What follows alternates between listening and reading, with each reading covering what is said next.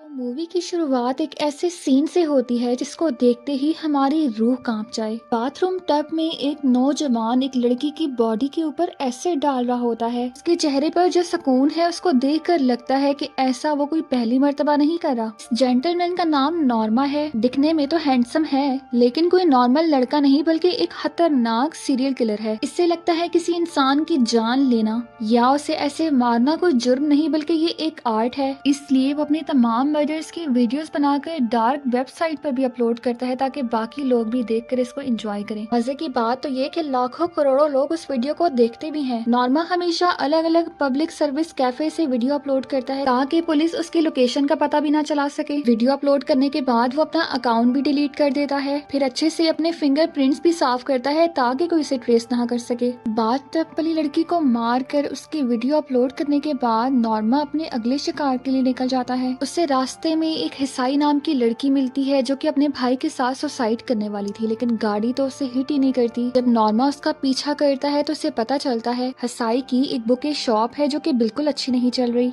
अगले ही सुबह यह हसाई की शॉप पर फूल खरीदने पहुंच जाता है। एक अच्छा आदमी बनकर उससे भी अपने जाल में फंसाने लगता है। तभी शॉप के बाहर एक बूढ़ा आदमी बच्चों को डांट रहा था क्योंकि बच्चों ने उसकी गाड़ी पर स्क्रैच मार्क्स डाल दिए। तभी नॉर्मा उसके पास गया और उसके कान में कुछ ऐसा कहा कि वो बूढ़ा आदमी डर के मारे वहाँ से भाग गया। जब शॉप पर वो वापस आता है तो हसाई बड़ी खुश भी होती है। नॉर्मा से कहती है कि ये बूढ़ा आदमी तो बहुत गुस्से वाला है, पर तुमने इसको ऐसा भी क्या कहा कि वो चला गया। नॉर्मा बताता है कि मैंने उस आदमी से कहा कि मैंने तुम्हारी गाड़ी का नंबर नोट कर लिया है, अगर तुमने दोबारा बदतमीजी की तो मैं तुम्हारा पीछा करके तुम्हारा मर्डर कर दूंगा और तुम्हारे जिस्म के टुकड़े टुकड़े करके नदी में बहा दूंगा। हसाई तो सुनकर हंसने ही लगती है। उसे लगता है कि नॉर्मा मजाक कर रहा है, पर इस बेवकूफ को क्या पता था कि वो तो हकीकत ही बयान कर रहा है। दूसरी तरफ इंडोनेशिया में हम एक बायो नाम के लड़के को देखते हैं जो कि डार्क वेबसाइट पर नॉर्मा की तरफ से अपलोड की गई वीडियोस बड़े ही शौक से देखता है। वैसे तो बायो एक आम सा जर्नलिस्ट है। वो अपने काम को लेकर इतना ईमानदार था कि एक दिन उसने एक बड़े आदमी से पंगा ले लिया। बस फिर उससे दुश्मनी का अंजाम ये हुआ कि बायो को अब एक आम से कैमरामैन की जॉब करनी पड़ी है। दिखने में तो एक बहुत नॉर्मल इंसान लगता है, पर उसे ऐसी वीडियोस देखने में बहुत मजा आता है। या फिर वो ये सब शायद अपनी जॉब का गम बुलाने के लिए करता है क्योंकि वो बहुत डिस्टर्ब रहने लगा जब उसकी जॉब चली गई। इसके इसी बिहेवियर की वजह से इसकी बीवी और बेटी भी इसको छोड़कर चले गए। अगले दिन जब फिर से वो न्यूज कवर करने के लिए अपनी जॉब पर जाता है तो वही बिजनेसमैन यानी कि इसका दुश्मन अपने कुछ लोगों को इसके पीछे भेज देता है। वो उसे बहुत मारते भी हैं, उसकी गाड़ी का टायर पंचर कर देते हैं और उसका कैमरा भी तोड़ देते हैं जाते जाते, ताकि वो उस बिजनेसमैन की कोई न्यूज कवर ना कर सके। घर आकर उसे याद आता है कि आज तो उसने अपनी बेटी को उसकी मॉम की घर छोड़कर आना है। गाड़ी का टायर तो पंचर था तो वो कैब से ही अपनी बेटी को लेकर जाता है और वापस भी कैब से ही आता है। वो इतना थका था कि गाड़ी में ही सो जाता है। आंख खुलने पर वो देखता है कि ड्राइवर उसे किसी सुनसान जगह पर ले आया। इससे पहले कि वो ड्राइवर से कुछ पूछ पाता, 2-3 लोग गाड़ी के अंदर इंटर होते हैं। गाड़ी को लॉक करने के बाद उसके साथ कुछ गलत हरकतें करना स्टार्ट कर देते हैं। जब वो खुद को बचा रहा होता है तो एक आदमी तो अपनी गन ही निकाल लेता है। बायो भी बड़ी मुश्किल से उससे वो गन छीनता है और इस गन की गोलियों से तो वो सबको भून देता है। को मारने के बाद जब गाड़ी से बाहर निकलता है तो उसे एहसास होता है कि जिन वायलेंट वीडियोस को वो देख रहा था उसी ने इसको इतना बेदर्द बना दिया कि इसने किसी इंसान की जान ले ली है। नेक्स्ट सीन में हमें फिर से नॉर्मा को दिखाया जाता है जिसने आज रात के लिए अपना एक नया शिकार ढूंढ लिया था। नॉर्मा जो कि इस लड़की से भी अच्छी अच्छी बातें करके इसे भी अपने ट्रैप में फंसा लेता है और हमेशा की तरह इसे भी अपने बातों में फंसाने के बाद अपने घर ले गया। सबसे पहले तो नॉर्मा अपना कैमरा ऑन करता है और फिर बेचारी लड़की पर तो जुल्म की इंतहा कर देता है। इतना टॉर्चर करता है कि वो रहम की भीख मांगने लगती है। उसके पूरे जिस्म पर चाकू की मदद से पहले तो कट्स लगाता है, फिर एक डंडा उठाकर उसके मुंह में डाल देता है जिससे उसके सारे दांत टूट जाते हैं। और ये सब वो बड़ा एंजॉय कर रहा था। इतना दर्द देने के बाद वो फाइनली उसको मार देता है। फिर से बायो को हम उसके घर देखते हैं जो कि अभी सो कर उठा। उसके जिस्म में बहुत तकलीफ थी क्योंकि कल रात उसके साथ बहुत बुरा जो हुआ था। फिर से हमें फ्लैशबैक में वही रात का सीन दिखाया जाता है। पहले तो उन लोगों को मारने के बाद बायो को काफी रिग्रेट था, लेकिन फिर इसके भी दिमाग में एक नई और घिनौनी गेम चलने लगी। उठा और फिर से गाड़ी के अंदर गया और उन मरे हुए लोगों की वीडियोस बनाने लगा। घर आने के बाद वो नहाया, अपने जिस्म से सारा खून साफ किया और फिर वो सारी वीडियोस डार्क वेबसाइट पर अपलोड कर दी। खैर तब तो वो सो जाता है, लेकिन सुबह उठकर उसे एहसास होता है उसने ये कितना गलत किया। इससे तो पुलिस भी अब उसके पीछे पड़ जाएगी। अपनी ही बनाई हुई वीडियोस देखने के बाद तो अब उसको उल्टी आ रही थी। पहले तो उसे अपने किए पर अफसोस होता है, लेकिन अंदर ही अंदर कहीं न कहीं उसे जीत भी महसूस हो रही थी। जैसे ये करके वो सुकून में आ गया। अब इधर जो वीडियोस भाइयों ने अपलोड की थी वो नॉर्मा भी देख लेता है।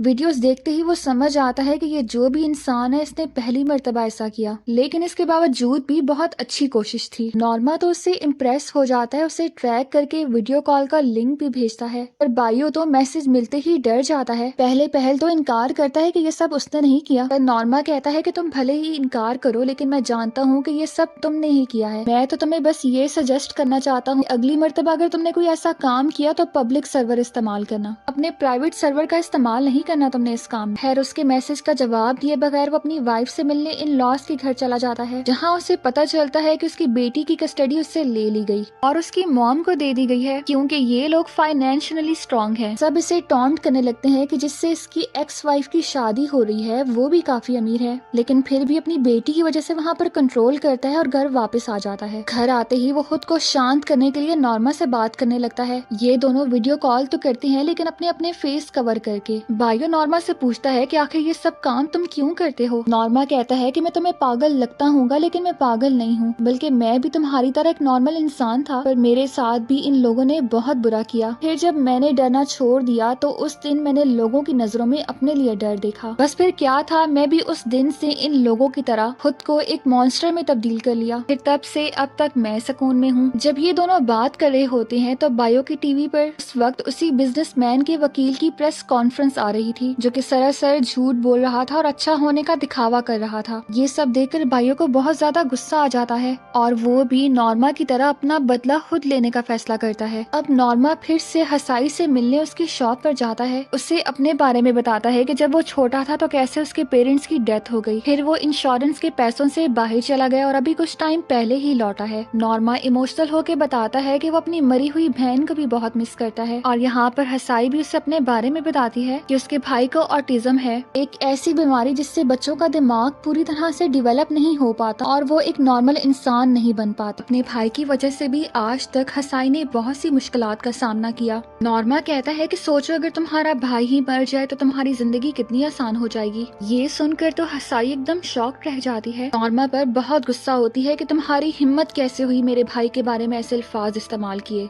और भी बातें सुनाती है। उसके बाद खुद को नॉर्मल करने के लिए वॉशरूम में चली जाती है। साई ने जिस तरह से नॉर्मा की बेइज्जती की, आप अंदाजा लगा ही सकते हैं कि नॉर्मा के दिमाग में इस टाइम क्या चल रहा होगा। वो तो अपनी बेइज्जती का बदला उसे मौत देकर लेना चाहता था। नॉर्मा का बस नहीं चल रहा था कि वो अभी उसका मर्डर कर दे, और ये सब वो पब्लिक में और दिन दिहाड़े नहीं कर सकता था, क्योंकि पकड़े जाने का जो डर था। तो हसाई को मारने के लिए भी उसे कोई खास प्लानिंग करनी होगी, पर जितने वो गुस्से में था उसका तो दिल चाह रहा था कि वो अभी ही किसी को मार दे। इसलिए वो स्ट्रीट पर खड़ी एक लड़की को पैसे देता है और अपनी कार में बिठा लेता है। उसका दिमाग इतना घूमा था कि गाड़ी चलाते हुए भी उसे उस लड़की में हसाई का चेहरा नजर आता है। वो उसे देखते इतने जोर से ब्रेक मारता है कि उस लड़की का सर डैशबोर्ड पर जाकर लगता है। तो हमें पता चलता है कि इस लड़की के जो फ्रेंड्स हैं ना, वो उसको पीछे फॉलो कर रहे हैं। अपनी दोस्त को ऐसे जख्मी देखकर वो नॉर्मा को बहुत मारते हैं। इतनी पिटाई के बाद वो उससे उसका वॉलेट और आईडी कार्ड भी छीन लेते हैं। सीन कट होकर हमें इंडोनेशिया में फिर से बायो को दिखाया जाता है, जो कि अपने शिकार यानी कि उस बिजनेसमैन के वकील के घर आ चुका था। पहले तो एक दूसरे को देखने के बाद थोड़ा हाथापाई होती है, फिर बायो तो गोली भी चलाता है, लेकिन उसका निशाना जरा चूक जाता है। गोली बस उसे छू कर निकल जाती है, ज्यादा नुकसान नहीं होता। वकील यहाँ अपनी जान की भीख मांगता है। बायो को तो तरस आ भी जाता, लेकिन तभी उसे उसके बाथरूम से किसी के चिल्लाने की आवाज आती है। जब उसने जाकर देखा तो अंदर एक छोटा बच्चा था जिसे इस वकील ने बहुत टॉर्चर किया हुआ था। उसके साथ इस वकील ने ज्यादती की थी। बायो को बहुत बुरा फील होता है ये देखने के बाद। इसके बाद तो खैर वो वकील की एक भी नहीं सुनता। इस बच्चे का बदला लेने के लिए वो वकील के ऊपर पेट्रोल छिड़क कर उसे आग लगा देता है और इस सब की वो वीडियो भी बनाता है। फिर वहाँ से निकल जाता है, लेकिन इस मर्तबा भी बायो ने मर्डर को डिफेंड कर लिया, ये सोचते हुए कि उसने एक मासूम बच्चे का बदला लिया है और ना ही उसको पहले वाले मर्डर्स का गिल्ट रहा था। उन मर्डर्स के पीछे भी बस इसकी ये सोच थी कि इसने खुद की जान बचाने के लिए उनको मारा है। नेक्स्ट मॉर्निंग जब अपनी एक्स वाइफ के घर अपनी बेटी को मिलने के लिए जाता है तो वहाँ पर उसकी एक्स वाइफ का बॉयफ्रेंड भी बैठा होता है, जिसको देखकर बाइयो को बहुत गुस्सा आता है। बाइयो तो बिना सोचे ही उसे मारने पीटने लग जाता है। उसकी बेटी भी ये सब कुछ देख रही थी। अपने बाप का ये रूप देखकर वो अपने बाप से ही नफरत करने लगती है। इसकी एक्स वाइफ आकर अपने बॉयफ्रेंड को बचाती है और इसे धमकी भी देती है, आज के बाद दोबारा मुझे यहाँ कभी नजर मत आना। अगले सीन में फिर से हम नॉर्मा को देखते हैं, जो कि हसाई के भाई को अपनी गाड़ी में बिठाकर कहीं ले जा रहा था। रास्ते में इसे बहुत ऊट पटांग बातें भी सिखाता है, जैसे कि इस इवल दुनिया में रहने के लिए तुम्हें बहुत बहादुर बनना पड़ेगा। कोई अगर तुम्हें तंग करे तो तुम्हें अपना बदला जरूर लेना होगा। ना ही नहीं, वो तो बदला लेने के लिए उसे एक टीजर भी दे देता है। इसके बाद नॉर्मा और बाइयो दोनों अपने अपने घर आ जाते हैं। दोनों एक दूसरे से बात करते हैं। बाइयो को अपने कल वाले मर्डर के बाद काफी डर भी लग रहा था, लेकिन नॉर्मा उसे तसल्ली देता है कि शुरू में तो ऐसा होता है, तुम्हें अजीब अजीब से ख्यालात भी आएंगे, पकड़े जाने का डर भी लगेगा, लेकिन धीरे धीरे सब कुछ ठीक हो जाएगा। तुम्हें बस वैसा ही करना है जैसे कि मैं कहूँगा। अपने सारे सबूत मिटा दो, फिर तुम्हें वो कभी नहीं पकड़ पाएंगे। और जब भी तुम्हें ऐसे ख्याल आए ना, तो तुम उस आदमी के बारे में सोचना जिससे तुम शदीद नफरत करते हो, जिससे तुम मारना चाहते हो, और उसी को अपना अगला शिकार बनाने की प्लानिंग भी करो। नॉर्मा से बात करके इसे थोड़ी हिम्मत भी मिलती है। फिर वो निकल जाता है अपने मिशन पर। उस बिजनेसमैन की गाड़ी को ट्रैक करते हुए एक होटल में पहुंच जाता है। चोटी से बचते बचाते जब वो उस बिजनेसमैन के रूम में इंटर होता है तो वो ये देख के चौंक जाता है कि वो बिजनेसमैन नहीं बल्कि उसका बेटा था। बाइयो के हाथ में गन देख के वो लड़का डर जाता है। वो कहता है कि प्लीज मुझे मत मारो, मैं अपने फादर की जैसा नहीं हूँ। पर अब प्रॉब्लम ये थी कि वो बाइयो को पहचान भी जाता है। बाइयो किसी मासूम की जान तो नहीं लेना चाहता था, लेकिन उसको अब बाइयो की आइडेंटिटी जो पता चल गई थी, वो इसे छोड़ भी नहीं सकता था ना, क्योंकि वो पुलिस को बता देता। इसलिए बाइयो तो इसे भी मार देता है। सीन कट करके फिर से नॉर्मा को दिखाते हैं। हाँ, वो अपना अगला टारगेट ढूंढ रहा था।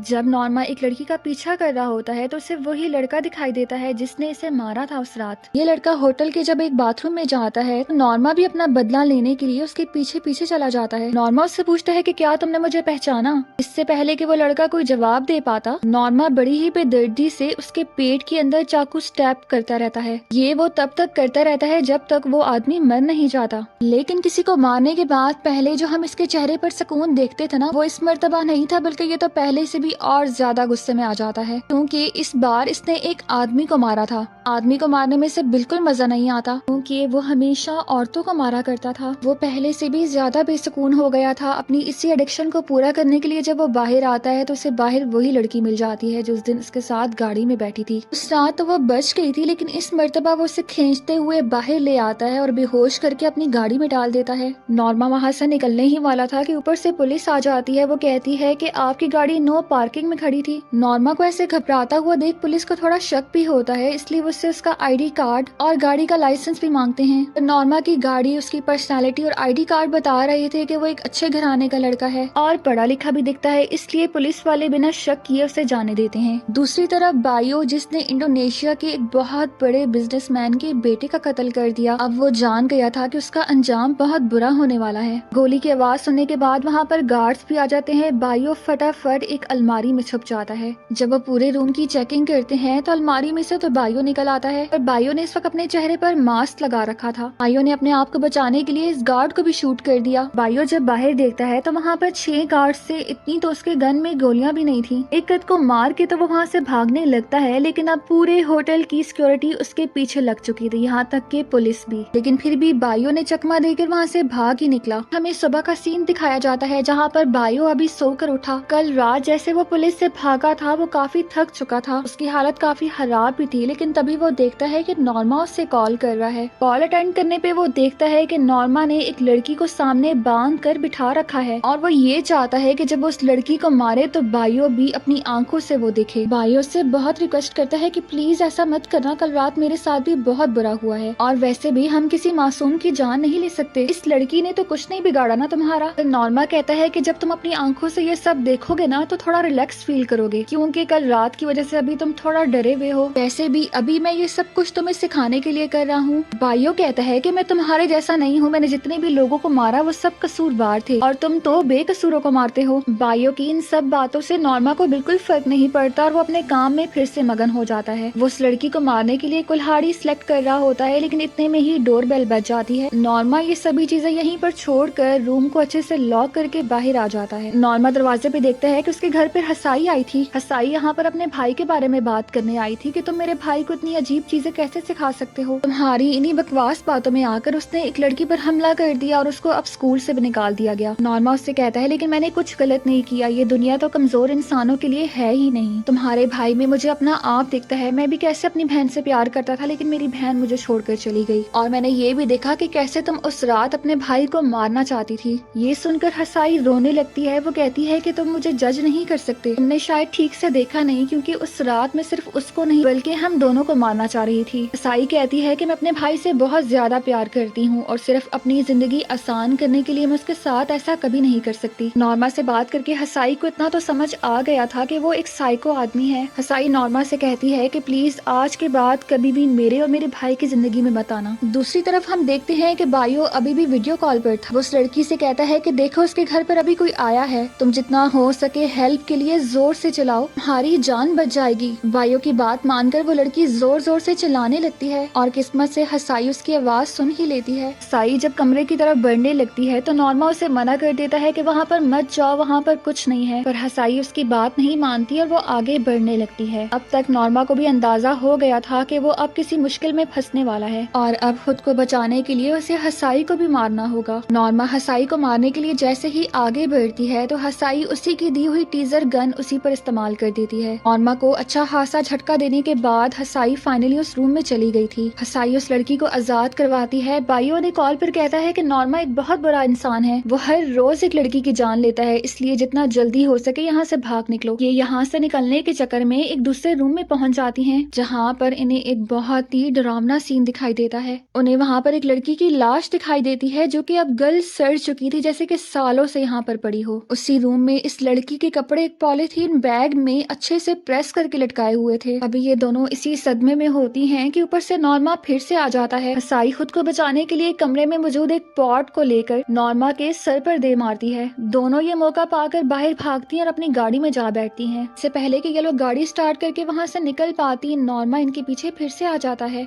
इससे पहले कि ये लोग गाड़ी स्टार्ट करके वहाँ से निकल पाती, नॉर्मा इनके पीछे फिर से आ जाता है। फिर हमें दिखाया जाता है कि नॉर्मा सबसे पहले वाली लड़की को मारता है। अब हमें सीन कट करके फिर से दिखाया जाता है कि नॉर्मा दोबारा से बायो के साथ वीडियो कॉल पर आया। बायो से कहता है कि उन दोनों ने भागने की बहुत अच्छी कोशिश की कि शिकार जितना भी भाग ले शिकारी के हाथ लग ही जाता है। बायो उसकी इस बात से समझ जाता है कि नॉर्मा ने उन दोनों लड़कियों को मार दिया। बायो का दिल ये सब कुछ बर्दाश्त नहीं कर पाता, वो लैपटॉप बंद कर देता है और वहीं पर बेहोश हो जाता है। अगले दिन उसकी बेटी आती है जो कि उसे होश में लाने की कोशिश कर रही है। असल में उसकी बेटी और उसकी एक्स वाइफ यहाँ पर उसे फाइनल गुड बाय कहने आए थे, लेकिन बायो की ऐसी हालत देख के उसकी बीवी को तरस आ जाता है। उसे लगता है कि शायद गम की वजह से बायो का ये हाल हो चुका है, इसलिए वो फैसला करती है कि वो बायो को एक मौका और देगी। बायो भी यहाँ पर रो रो कर उससे माफी मांगने लगता है और यकीन दिलाता है कि वो सब कुछ जल्द ठीक कर देगा। अब हमें कुछ दिनों के बाद का सीन दिखाया जाता है जहाँ पर बायो की लाइफ में सब कुछ नॉर्मल हो रहा था।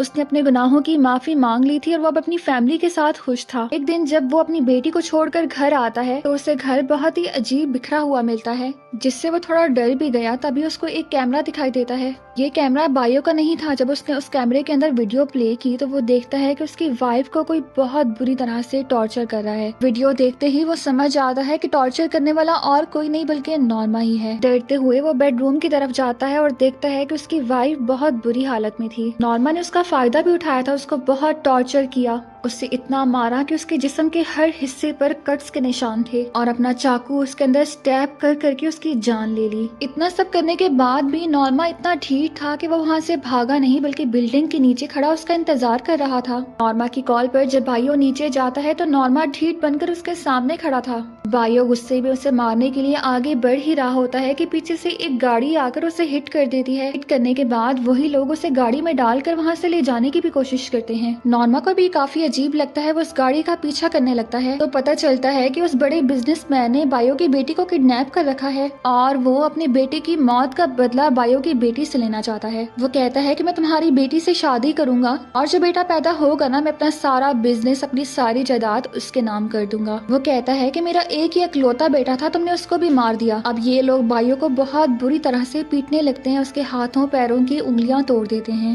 इससे पहले कि ये लोग बायो को मार ही देते तभी वहाँ पर नॉर्मा पहुँच जाता है। वो एक एक करके बिजनेसमैन के सभी आदमियों को गोली से उड़ा देता है। उसके बाद वो एक बड़ा सा पत्थर उठाकर बिजनेसमैन को भी मार मार कर उसे अधमरा कर देता है। बिजनेसमैन की तो वो ऐसी हालत कर देता है कि ना तो वो मरा था और ना ही अब जिंदा बचा। फिर नॉर्मा बायो के पास जाता है और कहता है कि जो तुमने स्टार्ट किया था अब उसको खत्म करो, इस आदमी को मार डालो। लेकिन बायो अब मजीद किसी की जान नहीं लेना चाहता था, लेकिन नॉर्मा उसे ब्लैकमेल करता है कि अगर तुमने इस आदमी को ना मारा मैं तुम्हारी बेटी को मार दूंगा। अब अपनी बेटी की जान बचाने के लिए बायो को दोबारा से वो जुर्म करना पड़ता है। जैसे ही बायो उस आदमी को मारने के लिए आगे बढ़ता है, नॉर्मा उसकी बेटी की आंखों पर बांधी पट्टी को खोल देता है। बायो की बेटी ये देखकर टूट जाती है कि उसका बाप एक इंसान नहीं बल्कि मॉन्स्टर है। उस आदमी को मारने के बाद जब अपनी बेटी को गले लगाने के लिए आगे आता है तो वो अपने बाप को देखकर इतना डर चुकी थी, उसे तो उससे नफरत होने लगती है। वो तो अपने बाप को अपने करीब भी नहीं आने देना चाह रही थी। नॉर्मा उससे कहता है कि देखो मैं तुम्हें यही तो समझाना चाहता था कि इस दुनिया में कोई भी तुमसे प्यार नहीं करता, यहाँ तक कि तुम्हारी अपनी बेटी भी नहीं। तुम भी एक आम इंसान नहीं बल्कि मेरी तरह एक ईवल हो। लोग अब तुमसे डरेंगे और तुम्हें भी बिल्कुल वैसे ही जिंदगी गुजारनी चाहिए जैसे कि मैं गुजार रहा हूँ। बायो की बातें सुनकर ये जान चुका था कि ये आदमी अब कभी नहीं सुधर सकता, इसीलिए बायो कुछ सोचने लगता है। लेकिन नॉर्मा उससे कहता है कि अब तुम और मैं एक पार्टनर बन चुके हैं। नॉर्मा कहता है कि तुम्हारी बेटी तो तुमसे अब वैसे भी नफरत करती है, इसलिए अब तुम्हारी किस काम की। तो अपनी बेटी को आखिरी मर्तबा अगर मिलना चाहते हो तो मिल लो। बायो भागते हुए अपनी बेटी को गले लगाता है, उससे वादा करता है कि आज के बाद तुम्हारे पापा कभी कोई गलत काम नहीं करेंगे। ये सुनकर नॉर्मा कहता है कि अरे मुझे तो लगा था कि तुम भी मेरे जैसे हो, लेकिन निकले ना तुम भी एक आम इंसान। नॉर्मा को बायो पर गुस्सा आ जाता है। वो जैसे ही बायो पर गोली चलाता है तो वो देखता है कि बायो ने बड़ी ही चालाकी के साथ नॉर्मा को भी खुद के साथ बांध लिया था।